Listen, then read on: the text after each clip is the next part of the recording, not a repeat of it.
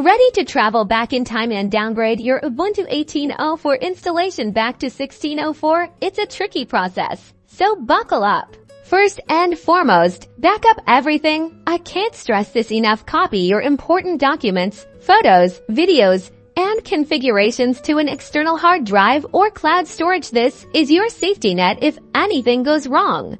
Next, you'll need to modify your software sources. Open your sources list file. Replace all instances of Bionic, that's Ubuntu 18.4's codename, with Signal, which represents Ubuntu 16.4. Be extremely careful to only change source URLs to official Ubuntu 16.4 repositories.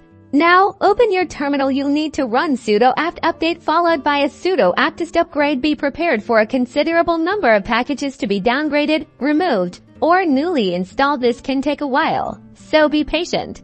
A word of warning: downgrading can introduce compatibility issues. Some applications may no longer work as expected or might require reinstalling older versions. Be prepared to troubleshoot and research any errors that pop up. Finally, after the upgrade completes, restart your system. If all goes well, you should be greeted with the familiar interface of Ubuntu 16.4. Remember to check frequently used application for errors. Good luck, and proceed with caution.